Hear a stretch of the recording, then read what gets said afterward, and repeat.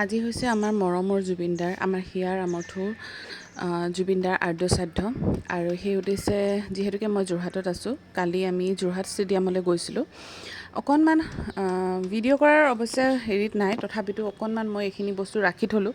মোৰ নিজৰ মেমৰিজ কাৰণে মই ৰাখিছোঁ। মই কোনো ভিউজ বা কোনো এংগেজমেণ্টৰ কাৰণে মই এইবিলাক কৰা নাই। যিহেতুকে আমাৰ জুবিনদা আমাৰ ইম'শ্যন হয়।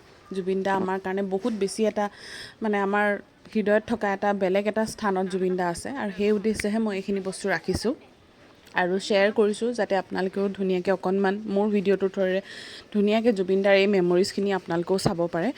আৰু সেই উদ্দেশ্যে আমি এয়া যোৰহাট ষ্টেডিয়াম আহি পালোহি। বহুত বেছি দুখ লাগিছে, এনেকৈ জুবিনদাক মানে দেখিম বুলি কেতিয়াও ভবা নাছিলোঁ। যেতিয়া তেওঁৰ ফটোখনৰ ওচৰলৈ গৈছোঁ, মানে এনেকুৱা লাগিছে তেওঁ ওলাই আহিব নেকি, তেওঁ ওলাই আহি আমাক ক'বহি তহঁতি কিয় কান্দি আছ, তেনেকুৱা লাগিছিলে। তেওঁৰ ফটোখন ইমান মানে লাইভ হৈ আছে, এখন ফটো মই আপোনালোকক দেখুৱাম ভিতৰলৈ গৈ।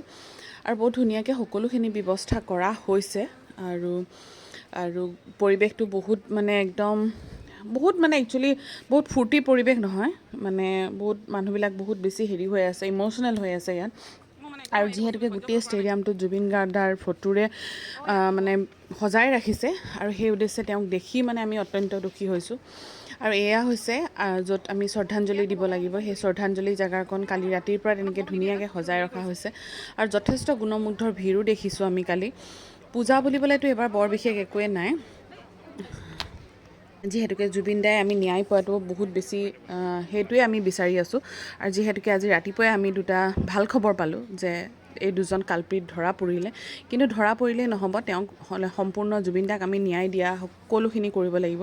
আৰু চৰকাৰৰ ওপৰত সম্পূৰ্ণ আস্থা আছে যে তেওঁলোকে তেওঁলোকৰ কাম কৰি আছে আৰু আগলৈও কৰিব, যাতে তেওঁলোক সৰকি ওলাই যাব নোৱাৰে। জুবিনদাক যিখিনি তেওঁলোকে আমাৰ মাজৰ পৰা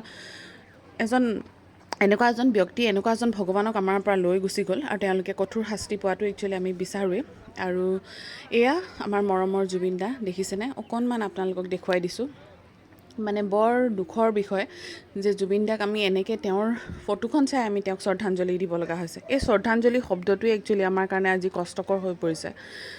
আমি এনেকৈ কেতিয়াও মানে এনেকৈ তেওঁক পাম বুলি ভবা নাছিলোঁ। লাষ্ট 2 বছৰৰ আগত তেওঁৰ বাৰ্থডেও ইয়াত চেলিব্ৰেট কৰি গৈছে যোৰহাটত, আৰু আজি তেওঁক এনেকৈ শেষ শ্ৰদ্ধাঞ্জলি জ্বলাব লগা হৈছে।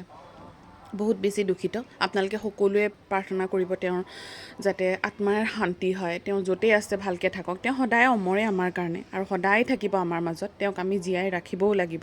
আৰু শেষত এটাই সকলোকে অনুৰোধ যে আমি জুবিনদাৰ যেনেকৈ বিচাৰিছিলে আমি তেনেকৈ তেওঁক আমি তেনেকৈয়ে জীয়াই ৰাখিব লাগিব। ন্যায়ৰ পথত আমি চলি তেওঁক আগুৱাই নিব লাগিব, আৰু তেওঁ যাতে ন্যায় পায় সেয়া আমাৰ কামনা।